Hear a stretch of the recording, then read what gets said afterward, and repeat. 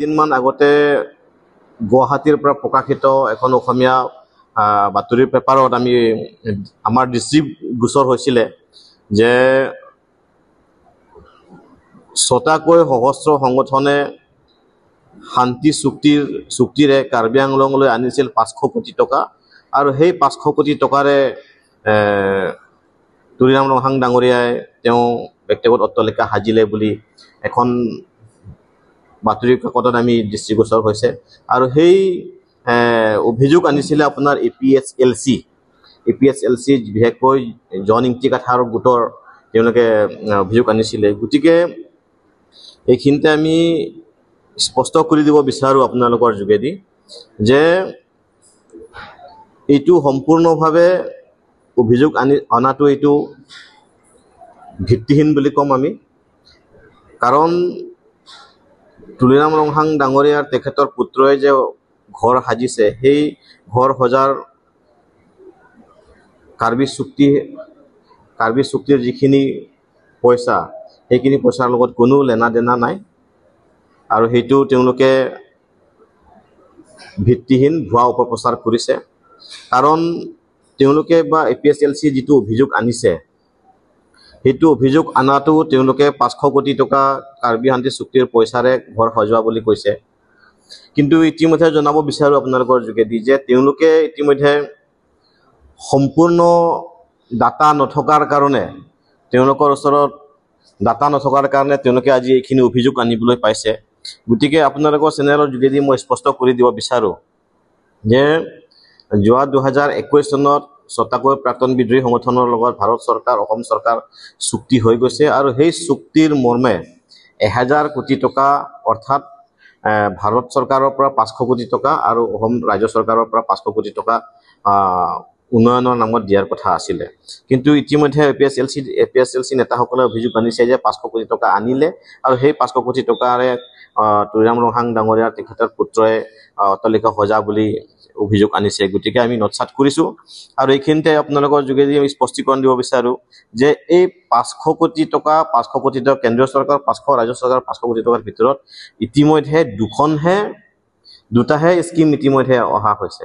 সেইটো হৈছে আপোনালোকেও জ্ঞাত যে ডিফুৰ পোষ্ট অফিচৰ পৰা ইউনিভাৰ্চিটিলৈকে যিটো নেকি 4 লেন যুক্ত সেইটো কেন্দ্ৰীয় চৰকাৰ বা গভৰ্ণমেণ্ট অফ ইণ্ডিয়াৰ পৰা যিটো 500 কোটি টকা তাৰে স্কিম হয় আৰু এটা হৈছে আপোনাৰ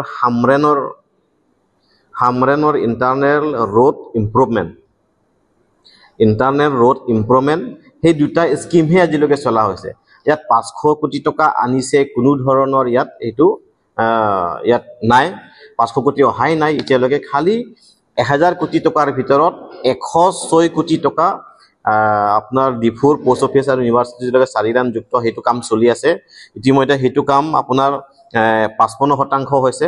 55%ৰ ভিতৰত প্ৰায় 48 crore ইতিমধ্যে অট'নমাছ কাউন্সিলে দিয়া হৈছে ঠিকাদাৰ হৈছে আপোনাৰ MSNN কনষ্ট্ৰাকশ্যন তেওঁলোকে কাম কৰা হৈছে আৰু কামৰ অগ্ৰগতি হৈছে 55%। আৰু ইয়াৰ উপৰিও হামৰেন ইণ্টাৰনেল ৰোড ইম্প্ৰুভমেণ্ট সেই কামৰ বাবে 62 crore ধাৰ্য কৰা হৈছিলে। তাৰে ভিতৰত 71% কাম হৈছে আৰু বৰ্তমান 31 crore কাউন্সিলে ইতিমধ্যে পুঁজি মুকলি কৰি দিছে। 48 আৰু 31 প্ৰায় 70 কোটি টকাহে বৰ্তমানলৈকে কাৰ্বি শান্তি চুক্তিৰ ফালৰ পৰা যিটো টকা কেন্দ্ৰীয় চৰকাৰে মুকলি কৰি দিছে। মানে ইয়াত 500 কোটি টকাৰ কোনো কথাই নাহে, এইটো ভিত্তিহীন। আৰু আমি ক'ব বিচাৰোঁ যে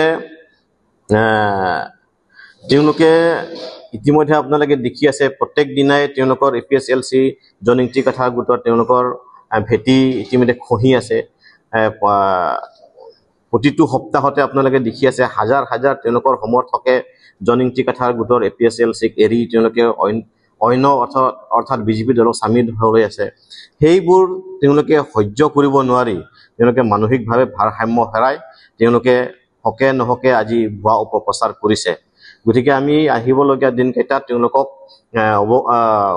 সকীয়াই দিছোঁ যে তেনেকুৱা ধৰণৰ কাৰ্বি শান্তি চুক্তিক তেওঁলোকে ৰাজনৈতিক মুনাফা আদায়ৰ কাৰণে যাতে অযথা সাঙুৰি নলয়। আমি সেইটো এপিএছএলচি জন ইঞ্চি কাঠাৰ গোটক আমি সকীয়াই দিছোঁ আৰু তেওঁলোকৰ যদি কাৰ্বি শান্তি চুক্তিৰ উন্নয়ন নামত কিমান পুঁজি আহিছে অহা নাই সেইবিলাক তথ্য লাগে যদি আমাৰ হাতত আছে আমাৰ পৰা তেওঁলোকে কালেক্ট কৰি ল'ব পাৰে আৰু কালেক্ট কৰি পৰাই তেওঁলোকে অধ্যয়ন কৰক আহিবলগীয়া দিনকেইটাত অধ্যয়ন কৰি পেলাইহে তেওঁলোকে যিকোনো মন্তব্য দিবলৈ মই সকীয়াই দিছোঁ আৰু ইয়াৰ উপৰিও তেওঁলোকে আজি চাওক উন্নয়নৰ পৰিপন্থী বুলি আমি ক'ব বিচাৰোঁ কাৰণ আমাৰ কাৰ্বি শান্তি চুক্তিৰ যিখিনি উন্নয়নমূলক ডেভেলপমেণ্টেল কিছুমান স্কিম যিমান আছে তেওঁলোকে ইতিমধ্যে আপত্তি কৰি আহি আছে গতিকে মই তেওঁলোকক ক'ব বিচাৰোঁ যে তেওঁলোকে শান্তি নিবিচাৰে আজি কাৰ্বি আংলঙত ইমান শান্তিৰ পৰিৱেশ আজি বিৰাজমান হৈছে সেই শান্তি পৰিৱেশ বিৰাজমানটো তেওঁলোকে আজি হকে নহকে অযথা তেওঁলোকে ইছ্যু লৈ পেলাই তেওঁলোকে নানা ধৰণৰ প্ৰটেষ্ট কৰি আহি আছে আৰু তেওঁলোকৰ প্ৰটেষ্ট কৰাৰ যোগেদি ফলত আজি শান্তিৰ বিঘ্ন হৈছে বুলি আমি ক'ব বিচাৰোঁ গতিকে সেইবোৰৰ পৰা আঁতৰি থাকিবলৈ আমি তেওঁলোকক আপোনালোকৰ চেনেলৰ যোগেদি সকীয়াই দিছোঁ